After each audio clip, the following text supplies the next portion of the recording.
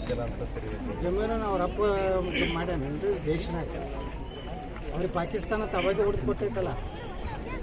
ನೆಹರು ಮಾಡಿದ ದೊಡ್ಡ ದೊಡ್ಡ ಅನಾಹುತ ಅಂದ್ರೆ ಈ ದೇಶನಾಗ ವಕಫ್ ಅನ್ನುವಂಥದ್ದು ಒಂದು ಕರಾಳ ಒಂದು ಕಾನೂನು ತಗೊಂಡ್ಬಂದು ನಮ್ಮ ದೇಶದ 12 ಲಕ್ಷ ಎಕರೆಗಿಂತ ಹೆಚ್ಚು, ಕರ್ನಾಟಕದಲ್ಲಿ 56,000 ಎಕರೆಗಿಂತ ಹೆಚ್ಚು ಇವತ್ತು ಹಿಂದೂಗಳ ಜಮೀನುಗಳಲ್ಲಿಯೂ ಸಹ ವಕಫ್ ಅಂತೇಳಿ ಕೂರಿಸ್ತಾ ಇದ್ದಾರೆ.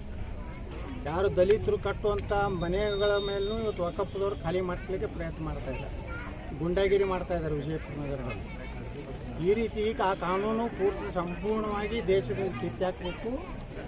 ಅದನ್ನೆಲ್ಲ ಕಂದಾಯ ಇಲಾಖೆ ಭಾರತ ಸರ್ಕಾರ ತಗೊಂಡು ಎಲ್ಲ ರಾಜ್ಯಗಳ ಕಂದಾಯ ಇಲಾಖೆಗೆ ಅದನ್ನು ಹಸ್ತಾಂತರ ಮಾಡಬೇಕು.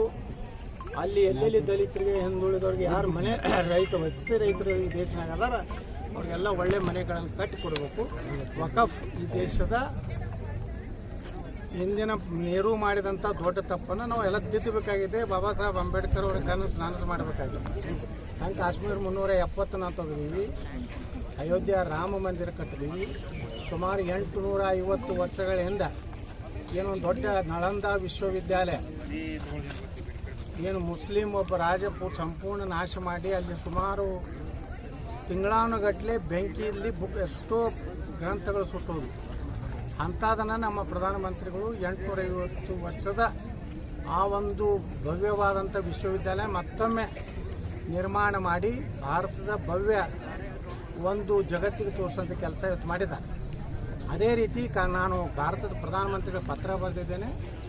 ಈ ವಕಫ್ ಕಾನೂನನ್ನು ದೇಶದಿಂದ ರದ್ದು ಮಾಡಬೇಕು. ಇಡೀ 12 ಲಕ್ಷ ಎಕರೆ ನಮ್ಮ ಭಾರತದ ನಾಗರಿಕರ ಆಸ್ತಿ, ಇದು ಯಾವ ಮುಸ್ಲಿಮರ ಆಸ್ತಿ ಅಲ್ಲ.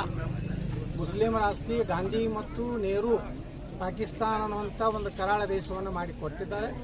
ಅವರು ಅಲ್ಲಿ ಬೇಕಾದ್ರೆ ವಕಫರೆ ಮಾಡ್ಕೊಳ್ಳಿ, ಸುಡುಗಾಟ ಮಾಡಲಿ, ಏನೋ ಸಾಯಿ ಸುಟ್ಟು ಏನಂತಾರೆ ಕಬ್ರಸ್ಥಾನ ಮಾಡ್ತಾರೆ.